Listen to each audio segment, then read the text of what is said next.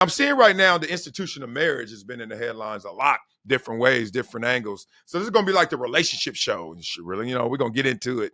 I saw Stephen A. Smith talk about the incentives of marriage, and every time you turn around, it seems like it's a financial transaction.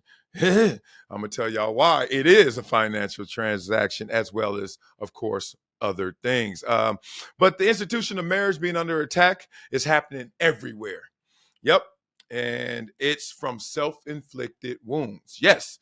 Not enough cheerleaders from within, and it's getting beat up by the naysayers on the outside who just see the game from their perspective, the outside, right? So let me give y'all some inside information about marriage, let you guys know how it really goes. Because I caught some of the rants. Obviously, I saw what happened with Kevin Costner and him and his ex now battling over insane, absurd amounts of money, right? And you can tell that once people break up, you're like, yo, where'd the love go? Well, it's a thin line between the love and hate. That's not just a song, but more importantly, you got to remember, as I'm going to give you guys this Wileyism once again, that any relationship that ends, you literally spend half of that time breaking up, right? 10-year relationship. Oh my God, you made it 10 years. Amazing. Yeah, you can add up about 5 years worth of arguments, decline, deceleration, distance, right? That's just the way the game goes. Why? Because if you're really invested in something, it takes you time to lose that connection, to lose that attraction.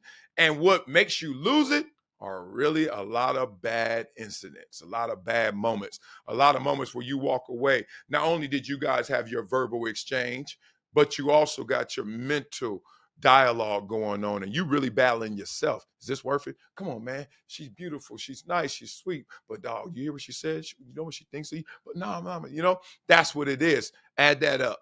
That's half that time, right? So I caught this rant, and I saw what Stephen A. Smith was saying, and he was like talking about infidelity. He was talking about marriage and the money, and just he's like, in this country, we talk about marriage, but every time you turn around, it's a financial transaction. It's getting to the point where prenups ain't safe because you got couples out there contesting even the prenup.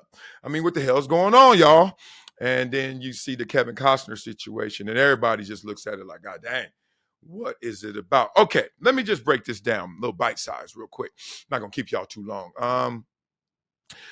The greatest transactions of wealth in this world, you know what number one is? I hope you do. It's inheritance, right? That's why it's important for you as a parent, mother, father, to go get yours, because that's the number one way to set your kid up economically for success, is to give it to them. It's just simple as that. Don't go with these narratives. Don't let nobody lie to you talking about, oh my God, you're born on third base. No, you want to be born on home plate, right? Like I just did an inside the park home run. It's weird. People just like all of a sudden want to push back at the reality or the affluence that they were afforded, when that's the number one transaction of wealth worldwide in history. Inheritance. You as a kid, first words don't need to be mommy or daddy. It needs to be please. I hope y'all saved me some money and giving me some, right? For real. Please. That's what they really saying. Man, Manny. He's trying to say money. He just can't say syllables yet. Come on, y'all. That's number one. Oh man, what do they say? The trick of the rich is to fool the poor, that of the evil of money, or something like that. I butchered it like hell. Matter of fact, I butchered it so much I don't usually do this, but I got to get this one right because people out there are really set tripping about money. So I'm going to read this one right. I think it's from The Godfather, right? The trick of the rich. Got it right here. Look at me. See, this is what it is. Discontent for money is just a trick of the rich to keep the poor without it. I knew I'd find it. Come on. Thank y'all for hanging with your boy. Okay, so that's what it is. Discontent for money is just a trick of the rich to keep the poor without it. Man, come on, y'all better stop playing. So that's number one. What they got to do with marriage? Let me tell you what number two is.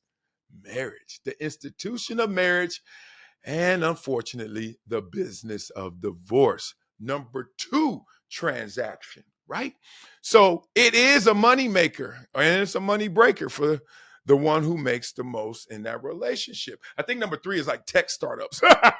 Damn, like Apple or something. Like, you know what I'm saying? I'm clowning, but the real is, man, these comments and everybody's thinking about marriage in these respects are attacking it. Let me tell you what's the beautiful part about marriage outside of the love, because a lot of you guys feel love outside of marriage. So you're like, why I gotta go to City Hall? Why I gotta go to Puerto Vallarta and invite 13 people and they gotta sit there and witness and eat up all my food and then make me spend all this money just to say I love you, because I could do that outside the institution. Okay, you can. Let me tell you what the institution of marriage does for you too.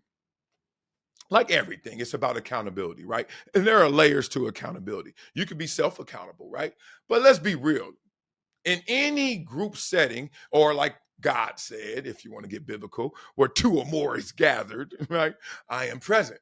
Well, why 2 or more? Because it's an accountability conversation, even from up top, bruh.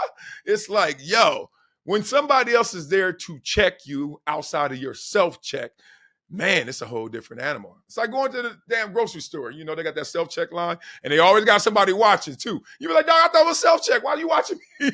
Because I don't trust you, right? So that accountability, seriously, that exchange of accountability to a tireless, like a really tirelessly place, like you're beyond always checking in. Like me and my wife always checking in. And yeah, ad nauseum, like to the point where you're like, come on, man, I am exhausted of this. Sometimes you don't even want to pick yourself up. Sometimes you just want to be that couch potato. Sometimes you just want to just sit there and be like, man, whatever. And there's someone there to pick you up. Now, why do you need to be married to do that? Because it's another level of the accountability, right? Be real. Stop lying. If I can, if I'm in a relationship, if I just met somebody, it's easy to break up with them or ghost them or not call them, right? Okay, if I'm with somebody for 6 months, a little tougher, but I can still do it. I'm with somebody for a year, tougher than 6 months, but I could do it, right? And all these layers keep adding up. Now, what if I'm investing? What if we share an apartment? Tougher, but I can do it, right? What if we don't share an apartment? What if we actually went half on the down payment for a house? Tougher, but I can do it, right? Now, wow. Remember I said number 2 is the investment into marriage financially as well. You know the repercussions. You know the consequences. What about that situation? Oh, damn. Now, tough.